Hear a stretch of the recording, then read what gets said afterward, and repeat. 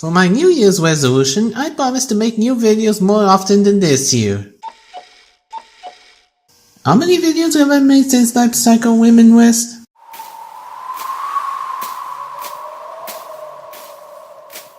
Well... fuck.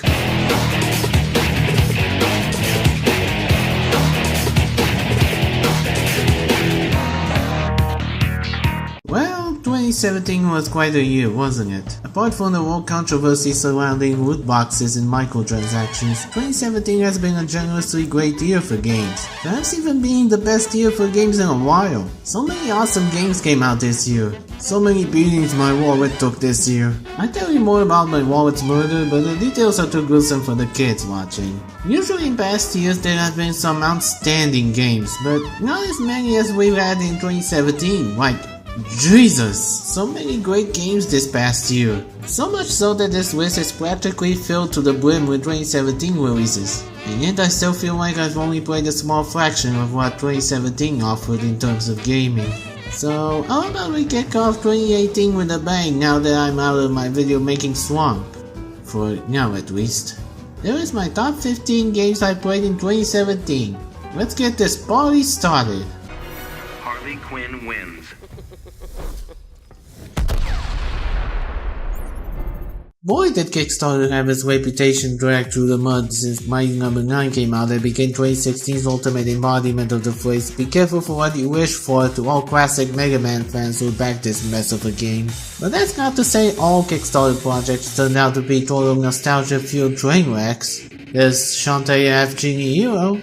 That game's pretty good.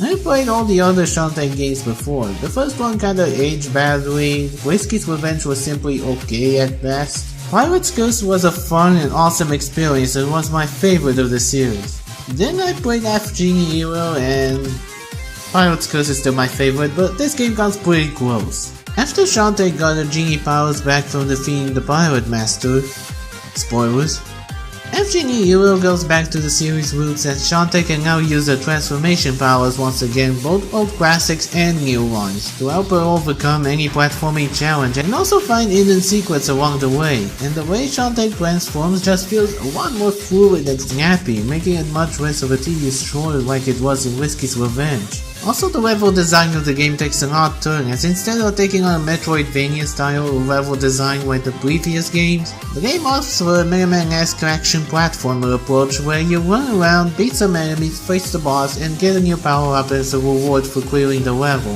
Whether it's for the best or for the worst, that's up to you. As for me, I'm still not sure on that department. Presentation-wise, it's the most gorgeous of all the Shantae games, especially the extremely fluid and detailed animations of all the characters that just brim with charm and personality. The soundtrack is also pretty good, special mention going to the main theme Dance Through the Danger sung by Shantae's voice actress Christina V, whose singing alone pump you up for a great adventure. Despite all this, F Genie Hero does have a few flaws, which is why it's at the bottom of the list. Like the story, while having very entertaining and hilarious dialogue and character interactions, isn't really that great. It's just Shantae tries to stop risky builds and evil plans once again, and that's it.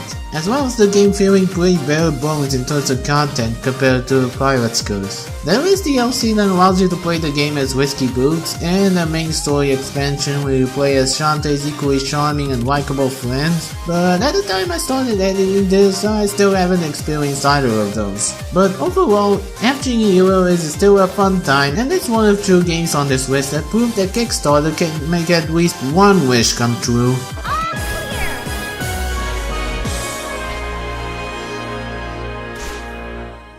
I'm not really that keen on FPS games. They just never really caught my interest, to be honest. The closest I've come to actually liking an FPS game was with Team Fortress 2 way back when the Countdown community wouldn't shut up about it. But nowadays I just find it kinda meh, at least gameplay wise. Which is why I'm surprised that Overwatch actually managed to grab my attention for much longer than I expected.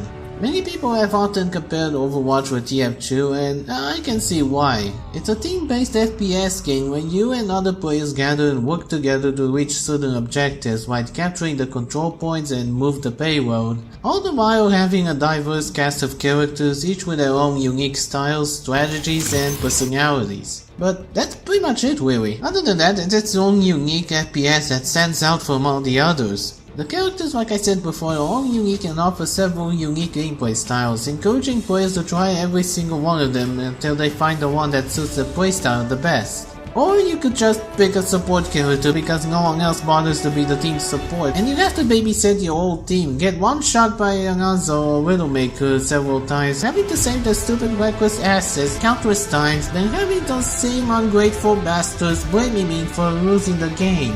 Cause that's always fun! Best part of Overwatch though is all the lore behind its world and characters. Various cinematic shorts and webcomics have been released ever since it came out, showing the characters having their own interesting personal story arcs, and it honestly makes me wish Blizzard would make a TV show about Overwatch. I'd watch it as soon as the series premiere airs, but as it stands, it's a pretty enjoyable, albeit addicting game that won several Game of the Year awards back in 2016, and it's easy to see why. With its variety in game modes and characters, Overwatch is a fun experience, especially with internet friends. Provided you have a PlayStation Plus subscription in order to play it online, but who the fuck would even play it on the PS4? Definitely not me!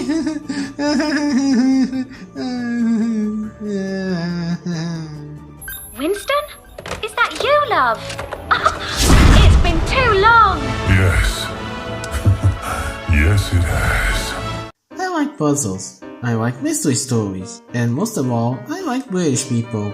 So yeah, Professor Layton fills in all three of those things. Ever since I played the Professor Layton vs Phoenix Wright Ace Attorney crossover, I've taken an interest in the Layton series, and after getting the prequel trilogy, it's safe to say I quickly became a Layton fanboy, but also saddened that the Layton series kinda ended with Aslan's legacy, and it was clear that Professor Layton's adventures have come to an end. So let's focus on his daughter now. Oh yeah, the good old professor has a daughter, and she has her own game. And it's pretty good. Layton's mystery journey, Catriel and the Millionaire's Conspiracy, or as I like to call it, Lady Layton because the actual title is a mouthful, centers around Catriel Layton, who has opened her own detective agency and comes across a talking dog who has amnesia. And Catriel and her assistant Ernest are the only ones who can understand what he's saying.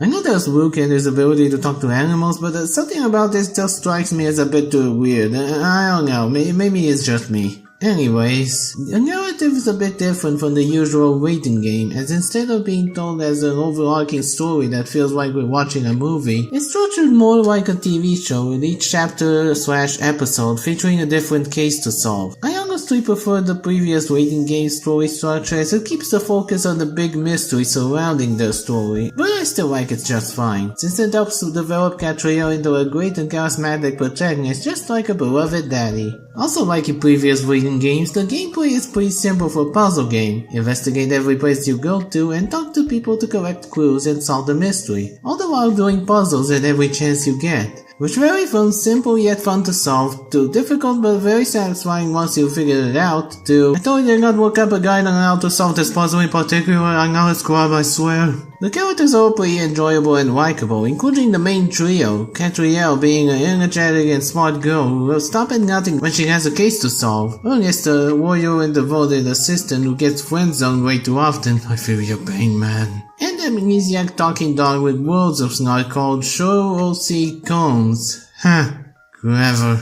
Even the side characters are pretty great, like the Italian tsundere Emiliana Perfetti, the bubbling yet passionate Inspector Hastings, Grant Sloans, Caesar Chance, Essie Tate. Okay, did I get the same guy who came out with all the names in Ace Attorney? Well, whatever the case, Lady Layton is a nice addition to the Layton series. Layton's run may be over, but fortunately his daughter is there to fill her father's gentlemanly shoes. But you see, Shirl, the truth is always stranger than fiction. Have you ever wanted to get into a series simply because of one particular character from that series? That's pretty much how I got into Gravity Rush. Ever since Cat showed up in PlayStation All-Stars Battle Royale, which by the way desperately needs a sequel, I've been curious to try out Gravity Rush for the longest time. Problem was I didn't have a PS Vita at the time, and so I was a sad, unfortunate little man. Until they remastered the game for PS4, which made me a very happy man, and when I finally got to play it, it made me an even happier man to see such an overlooked gem to get the attention it deserved. So much so it got a sequel not long after the remaster came out, and it's just as great as I expected it to be. The story revolves around Kat and her friends, Raven and Sid, who get separated after being sucked into a gravity storm. A few months later, Kat and Sid end up working with a group of miners in hopes of coming back to their hometown of Exaville, and reuniting with Raven once more, all while being introduced to some pretty cool and interesting new side characters who get their own fair share of development throughout not just the main story, but the side missions as well. Oh yeah, this game has side missions, and they aren't just limited to escort missions, stealth missions, and just beating up these glowing boogers from hell like in the first game. These missions even include singing, delivering newspapers, gathering supplies, and taking pictures of beautiful ladies for some perverted old man with a rather poor taste in girls, to be implying that Cat isn't that attractive and won't taste with gunk. Like in the first game, the gravity shifting mechanic takes some getting used to, as it can be rather slow and awkward, especially when you have to reposition the camera every time you shift gravity when facing an enemy. But once you get the hang of it, you'll have a blast soaring through the massive and beautiful overworld. And this being the sequel, this particular mechanic actually gets some well-needed refinements, like for example the stasis field, which I barely used in the first game, is now an actually fun and reliable long-range attack, as well as some new powers like Lunar style, which reduces the effect of gravity for either jump, speed, and mobility during combat, and Jupiter style, which increases gravity for some powerful ground-pound attacks. But honestly, the best thing about this game and the series as a whole is the main protagonist, Kat. She's such a precious and pure cinnamon roll who's always willing to put aside her own personal desires to help those in need, and she's perhaps the most awesome protagonist ever? I mean, have you heard her singing?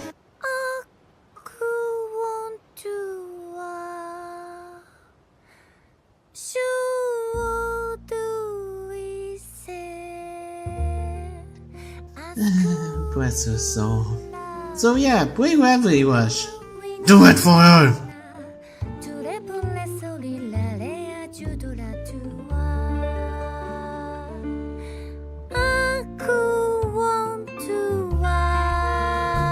Ever since Fire Emblem Fates came out, the fanbase has been its most divisive it has ever been, with newcomers white-gunning it like crazy, while classic gamer readers bash it to all hell and back for ruining the series beyond repair. Noticing the newcomers' desire for a new and better waifu simulator that's easily accessible to anyone, and the elitist demand for a return to classic Fire Emblem, Intelligent Systems responded by releasing Fire Emblem Echoes Shadows of Valentia as a sort of middle ground to appeal to both sides of the fanbase.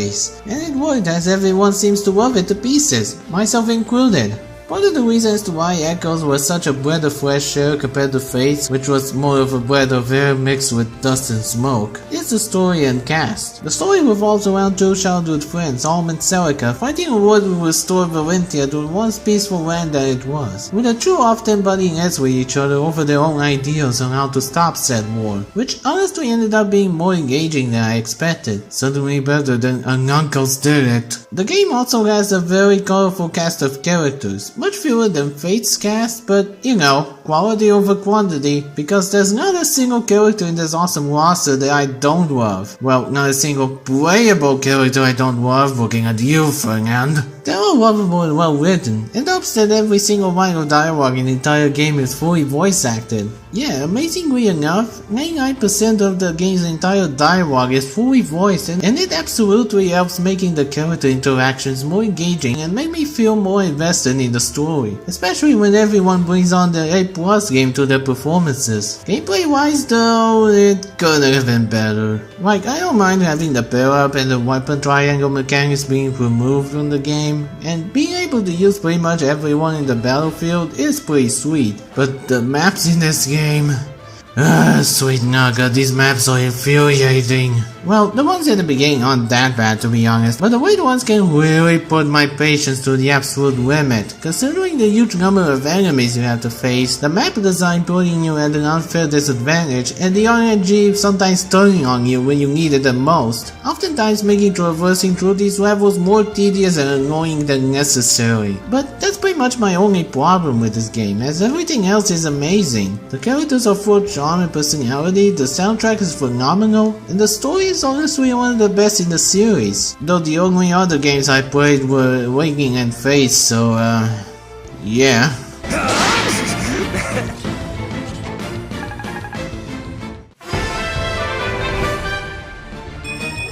It's almost as if someone's watching over me. Metroid has been through some rough shit these recent years, huh? After Other M launched with mixed reception, it seemed like the franchise was doomed to fall into obscurity much like F-Zero, with Federation Force not helping the slightest, but then holy shit, Metroid Prime 4 confirmed! Metroid is back, yay! Wait, there's another Metroid game coming out on the 3DS? Double yay! Remember that one fan game that's basically a remake of the second Metroid game for the Game Boy but with the graphical design similar to Fusion or Zero Mission? Yeah, the one that Nintendo got shut down as soon as it was released, enraging long-time Metroid fans everywhere? Turns out this game was the reason why they did it. The official remake of the second Metroid game called Metroid Samus Returns. Since the only other 2D Metroid game I played before was Fusion, I had an idea of how a 2D Metroid game would play out, but Samus Returns has some features that make it stand out from other 2D Metroid games, besides the obvious graphical upgrade. First off, the story has Samus on a mission to kill every single Metroid she finds. These Metroids act as the bosses of the game, starting off sort of easy, but eventually evolving into much tougher and fearsome monsters, making the battles that much more intense and challenging. I even died a lot to these more evolved Metroids, but it just makes landing the finishing blow that much more satisfying. There's also these new powers called Aeon, which come in a variety of abilities such as scanning the area for hidden secrets, shielding yourself against hazards, rapid fire, and slowing down time. Which is mega useful to give the middle finger to those platforms that like to break apart the instant you step on them, then rebuild themselves just as quickly so that you can't get back up there. Take that, you annoying cunt! Besides those, you still get your classic abilities like the Morph Ball, Power Bomb, Ice Missiles, and Screw Attack. But now you can also counter-attack almost any enemy that tries to ambush you, which while easy to do, it takes some skill to master it. But once you do, it feels so satisfying to finish off any enemy in one blow. Sadly, like previous Metroid games, there's some backtracking involved, but in a stunning twist, there are these teleport pads that pretty much make backtracking a whole lot less tedious and frustrating, and it makes me wish previous games had these things. I mean, it took until Samus Returns to have these teleport pads. Where were these when I played the Prime trilogy? Yeah, whatever the case, Metroid Samus Returns is a pretty great game and an even greater comeback for everyone's favorite space bounty hunter heroine. Welcome back, Samus, and there's to hoping you'll do just as well in Metroid Prime 4.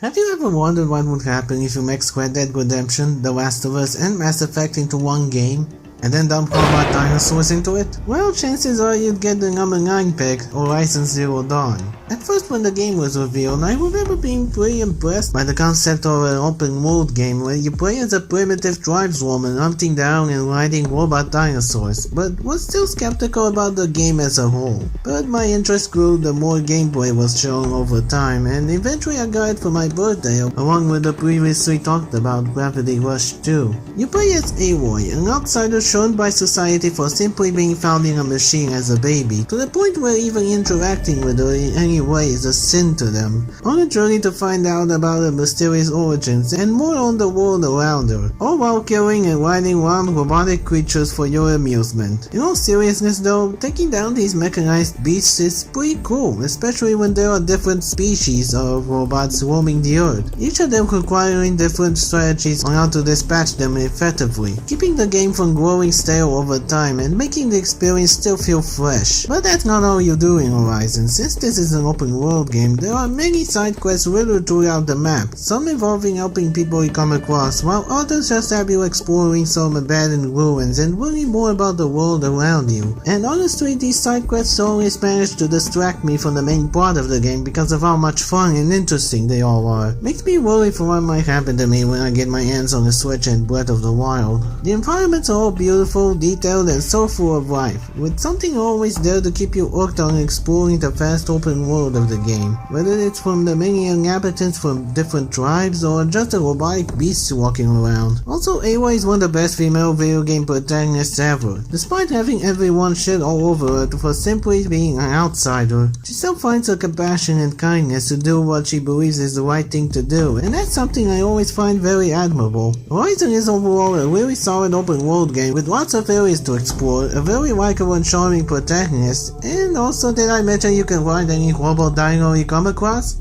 Cause you can! That's a good enough reason to play this game.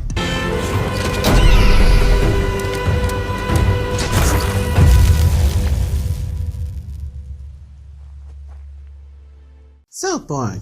Everyone knows what South Park is, the show that compensates shoddy cardboard animation with some of the raunchiest, darkest, and most offensive humor ever. I love watching it whenever it's on TV. It's one of my favorite adult cartoons ever. And like every TV show, movie, comic book, anime, or whatever, there's always at least one video game adaptation made to gain great cash riding off the success and popularity of the source material. And most of the time they end up not being as good as the source material it's based on. Thankfully, South Park The Fractured But Whole doesn't fall under that category of shady licensed games. And also its predecessor, The Stick of Truth, which, while I did love it and had lots of fun playing it, it did have some flaws such as the gameplay being a bit too easy and repetitive for my liking, which is something that The Fractured But Whole improved significantly. Instead of a Dungeons and Dragons setting like in the previous game, this game has a South Park kids playing superheroes, which I absolutely love, not just because I love superheroes, but also it feels nice to play in a different setting for a change. Of course, since this is South Park, the writing is witty, engaging, and also off-the-wall, balls-deep offensive in terms of humor, and the characters are all entertaining and always have something pretty funny to say about anything you do. That is, if you share the same sense of humor as myself, cause otherwise,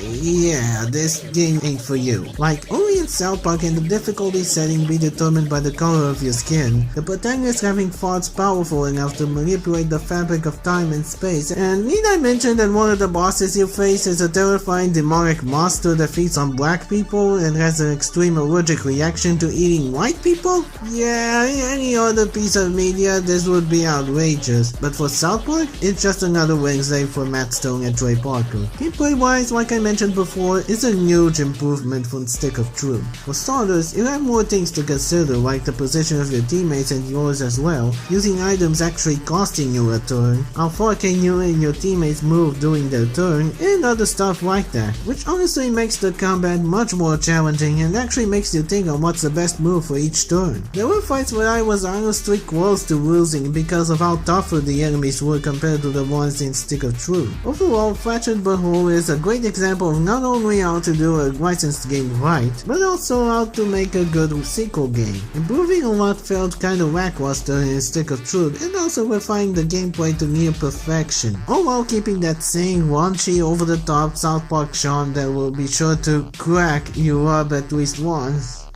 There's your angle, Joey. You happy? Well, shit. You got screwed. Make way for diabetes. It's funny how there was a time when I kinda hated RPGs for whatever stupid reason when I was younger, with Pokemon being the only obvious exception. I was a really stupid child back then. But nowadays it's one of my favorite gaming genres ever, and one of the series that made me a fan of RPGs, besides Kingdom Hearts and Persona, is the Tales of series. I was curious to try out the series after hearing so much praise from these two dinguses, and from then on, I was hooked on this wonderful series, with Zillia 1 and 2 being my favorites, though I think that spot might be taken by the most recent entry, Tales of Berseria. After finally finishing Zestiria, I went straight to Berseria expecting to be at least a more enjoyable experience. experience, and it turned out to be much better than I thought it would, and it is a blast to play through. For starters, the story is much more focused and interesting, being centered around the love child of Jude and Mira from Zelia, who just happened to go to Hot Topic that one time, named Velvet, as she tries to get revenge on her former mentor for killing her little brother, meeting a bunch of colorful misfits who have their own interesting reasons for helping her on her revenge quest. These characters are all so amazing, well written and fun to watch that I can't help but smile whenever they open their mouths, especially Waffy-Set. Waffy-Set is a very good, pure and precious boy, and his smile can cure depression.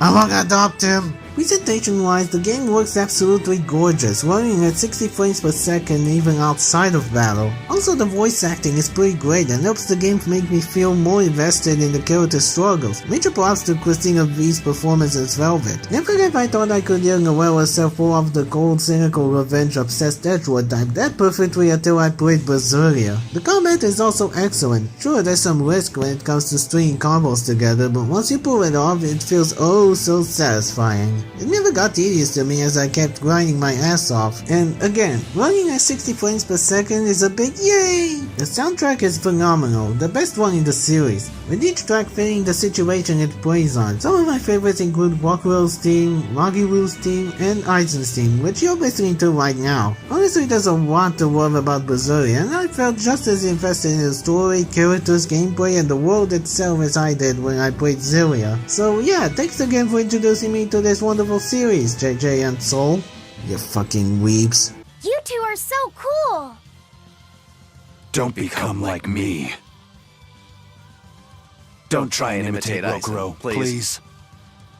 As a kid, I used to be a huge fan of Digimon, whenever it was on TV, whether it be Adventure 1 and 2, Tamers, or Frontier. I always had a fun time watching it before going to school, and yes, like everyone said before, the Digimon anime is better than the Pokemon anime, at least it was back then. Not sure about nowadays though, but the same sadly can't be said for their games. Pokemon still dominates Digimon in that department. The only Digimon games I played so far were some of the Digimon World games and also Rumble Arena 1 and 2. Overall pretty decent games, but not really that amazing. Now imagine my surprise when Digimon Story Cyber Sword turned out to be way better than I could have imagined. Before I bought Cyber Sword when it was on sale, I had somehow lost interest in Digimon for whatever reason. But playing through this game made me remember why I loved Digimon as a kid. In this game, you play as a newly appointed Cyber Sword after being turned into a living glitch by these things called Eaters. Throughout the game, you'll be solving cases using your new hacking skills, all the while trying to recover your lost data, learning more about the Eaters, and the connection between the real world and the digital world.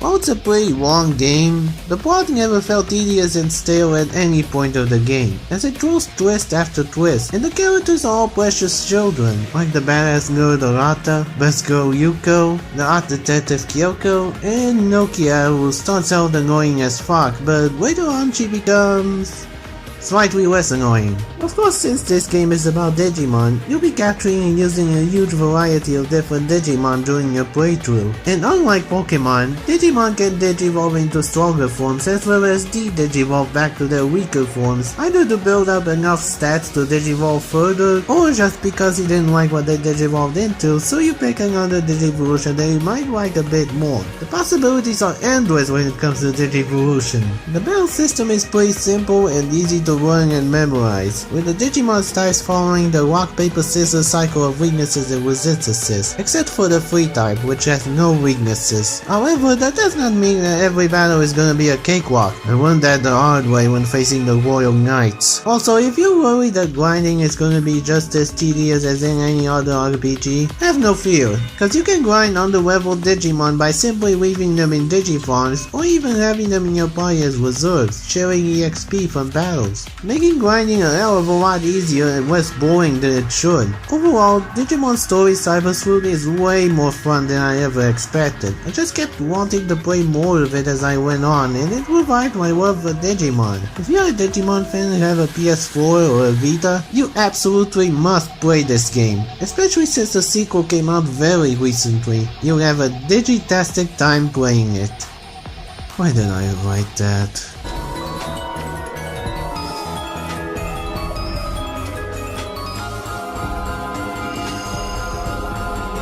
2017 has been what I like to call the year of classic platforming revivals. I say that because most platformers that came out last year felt like they managed to capture the charm of classic platformers from the 90s and early 2000s, be it 2D or 3D. One such good example that comes to my mind is A Hat in Time. I first heard of this game all the way back when it was on Kickstarter in 2012, and it worked alright, cute as heck even, but it wasn't until 5 years later that we get the final product released, and honestly when just playing the first 10 minutes of the game, it was well worth the wait. A Hat in Time is a simple 3D platforming collectathon that brings back tropes from old school collectathons, all the while having its own cute and charming identity, and that is quite evident in the writing and the cast of quirky and colorful characters, ranging from the childlike protagonist Atkid, the two constantly bickering and hilarious bird movie directors, at least I think this guy's a bird. Probably, I don't know, looks more like a dragon to me. Members of the Mafia who run an entire island and will sucker punch you for simply playing with them, a shadowy demonic figure with rows of them! Among other characters who never fail to put a goofy smile on my face every time they do anything. They're definitely the second best part of the game. The best part though is of course the worlds you can explore. Each world has enough variety to stand out from one another, and even the missions themselves all feel unique, ranging from your standard collectathon shit to solving a murder mystery on a train, leading a fun and chaotic parade, finding a possessed outhouse, okay, and also visiting an haunted No, fuck, no, fuck, that's not my idea. I don't want to go anywhere near that wretched fucked up. One is the worlds you visit all great. The way Atkid moves and jumps around feels so natural and smooth, and what with the levels being designed around set controls, I found myself having a lot of fun controlling Atkid and using a quirky little hat. Yes, hats are an important game mechanic. This game is called A Hat in Time, not Pants in Space. These hats give Atkid all sorts of unique abilities, such as throwing explosives, ground pound as an ice statue, slow down time, and my personal favorite, materializing green platforms with a spooky furry mask. Another one of these hats ever felt underutilized during my playthrough of the game, and they can even be equipped with neat little badges you can buy from this, person? For a better gameplay experience, to give yourself a bigger challenge, or just for shits and giggles. A Hat in Time is a love letter to all the 3D platformers we grew up with, but at the same time it stands out on its own with its colorful cast of characters, excellent writing, smooth gameplay, and gorgeous visuals. And heck, it's even getting new content later this year. So go play it when you have the chance, you filthy pecknecks! I was joking about that, you guys are all wonderful people, and I apologize for my foul language. Please play this game and support its developers any way you can.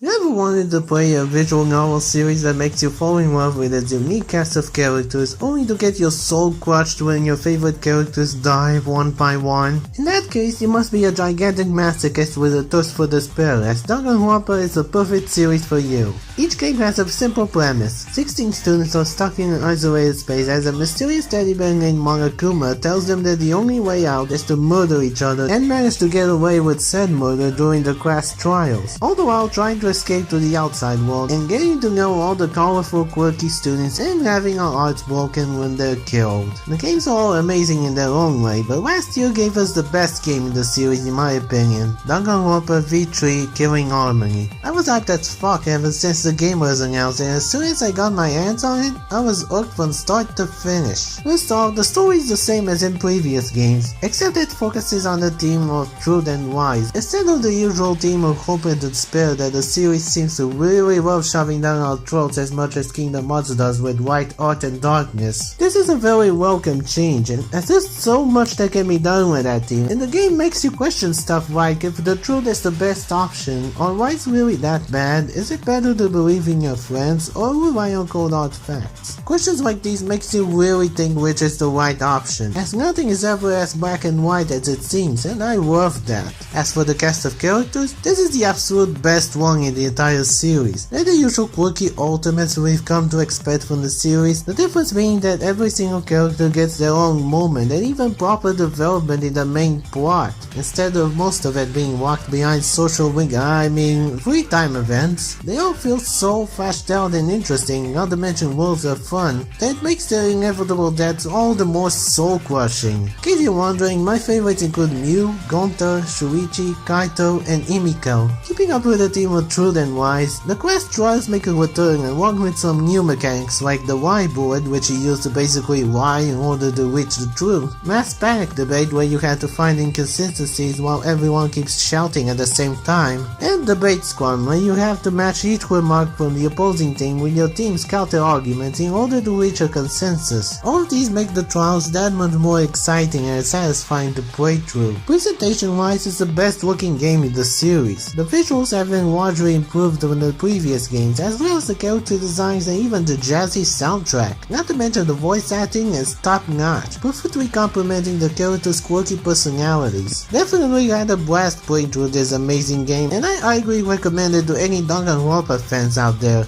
just as long as your hearts are strong enough to endure the pain. Trust me, you'll be crying like little babies when death shows its ugly face. Cause I never went to the library, okay? I agree with that. Well, this is a surprise. A Pokemon game not making it to the top spot of this list like it happens in almost every countdown I made in the past. In other news, Elf rolls, fishes can fly, and EA is a competent and honest gaming company. In all seriousness, the newest installment in the Pokemon main series, Ultra Sun and Ultra Moon, had a lot to live up to compared to Sun and Moon, and they succeeded for the most part, being the third entry in Gen 7 in the same vein as Emerald and Platinum. It doesn't really change much from the original Sun and Moon. You still catch Pokemon, do the Island Trials which replace the gyms from previous gens, you face an evil team, face some Ultra Beasts, tell Nebby to get in the bag, and battle the Elite Four, that's about it. But there are some changes that keep it from feeling like it's the same game, for better or worse. For starters, some bits of the story would change to fit the traditional third legendary Pokemon Necrozma into the narrative, which, while it was pretty cool to have a legendary Pokemon as an actual antagonist in the main series, it unfortunately came at the cost of characters like Willy and Rosamine having their development mostly thrown out the window. But honestly that, along with Double Battle still making the 3DS struggle to keep a consistent frame rate, is my only gripe with the game. Now onto the good stuff. Move to make a return as they always do, giving some Gen 7 Pokemon a much better move pool to fool around with, such as Komaro for example, finally getting some reliable Fine type moves like Drain Punch, Superpower, and Close Combat. But the Pokemon's move pools aren't the only thing getting expanded, as the Pokédex also got expanded to include over 100 more Pokemon with a few new ones that are pretty cool. And of course many NPC trainers you battle have their rosters changed somewhat, and for the most part they actually managed to be more challenging than in the original Sun and Moon. This even applies to the Totem Pokemon, as I was expecting to go exactly like it did in the original games, but then managed to catch me off guard either because I was facing a totally different Totem Pokemon, or they could summon stronger and better allies. Either way, they were a lot of fun to fight. Best part though? The post-game story. Getting to fight every single villain from past games is as awesome as it sounds, and it's honestly the best form of fan service a Pokemon fan like me could ever ask for. Overall, if you're more interested in the stories, chances are you might be disappointed by the end of this, but for those who prefer the gameplay aspect like me, you'll have loads of fun playing through this game. It has plenty of new content such as the Mantai surfing minigame and the Aurora Photo Club to keep you busy for hours. The battles are tough but fun, and yeah, best post-game content ever! Which makes it all the more surprising how a Mega Pokemon fan like me put this at number 3 instead of the top spot. That should say something about 2017's excellent lineup of games.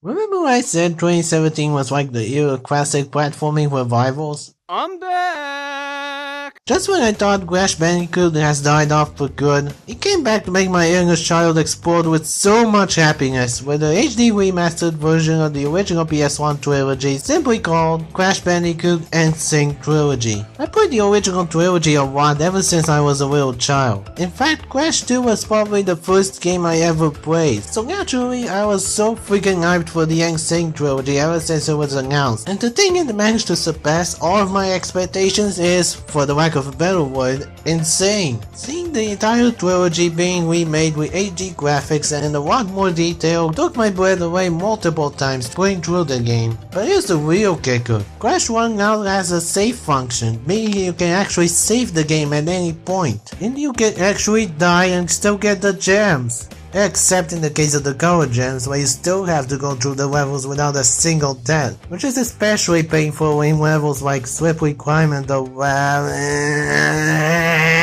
Despite the new graphical update, the Insane Trilogy still manages to capture the charm of what made these classic platformers so enjoyable, and that's just as challenging as I remember in the originals, even with the refined controls. Also, time trials are now a thing in Crash 1 and 2, and I have mixed feelings about that. Like, sure, I love the time trials, and getting that sweet platinum relic is the greatest one more try moment for me, but it feels like they were just a last minute addition, considering most of the levels in Crash 1 and 2 weren't designed to be watched in any way.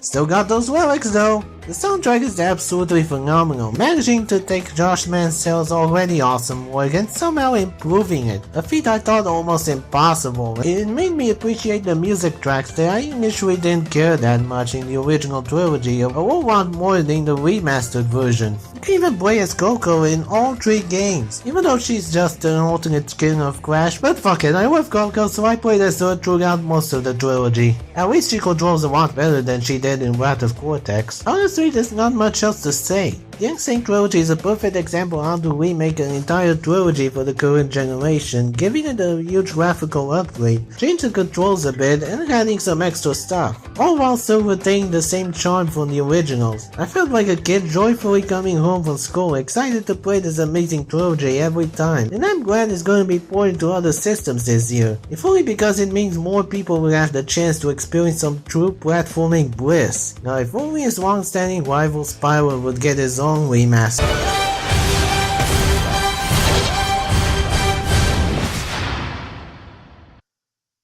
For this overrated, take my fucking money now! Okay, before I talk about number 1 on the list, here are some honorable mentions.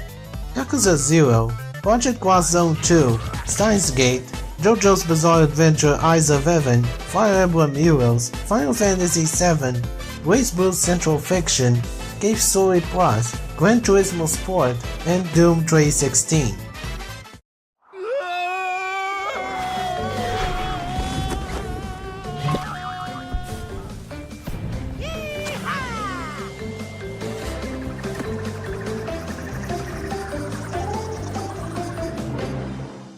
So not just one game, but two of them actually managed to take the top spot from Pokemon Ultra Sun and Ultra Moon, I guess you could say. You never see it coming.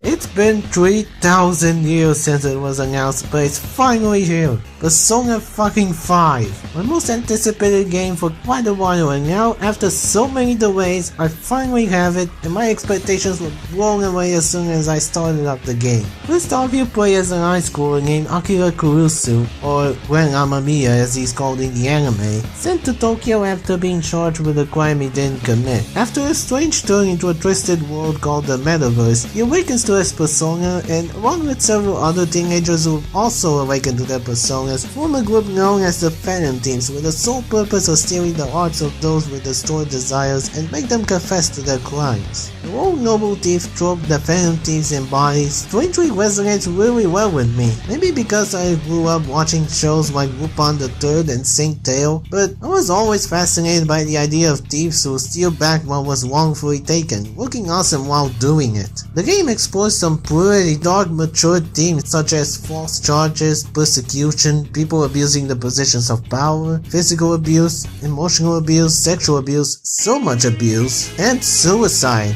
And that's just the first few hours of the game. It's only gonna get more fucked up from there. But the main theme of the game is justice, as it constantly makes you question if changing people's hearts really is true justice, or just glorified brainwashing to fit your selfish definition of justice. Moments like that make the story that much more enjoyable and the struggles the main cast go through all the more human and relatable. Speaking of, the main cast is one of the best and most well written I've ever come across. My favorites being Futaba and Yusuke, but the others are just as likable and well developed. Even the side characters are just as entertaining and interesting, to the point that I did the social confidants, and I got a sense of deja vu just now. Just so I get to see and learn more about them rather than just help level up my personas. Gameplay wise, it's sorta the same as Persona 3 and 4 with the usual turn-based battles, but every action you take has now been mapped to their respective buttons, therefore streamlining the whole experience to make it flow more naturally. The dungeons in this game, now called palaces, are now a lot more fun to explore, since each of them have their own unique and creative designs and structures instead of just being a series of randomly generated floors that all work and feel the exact same way every time.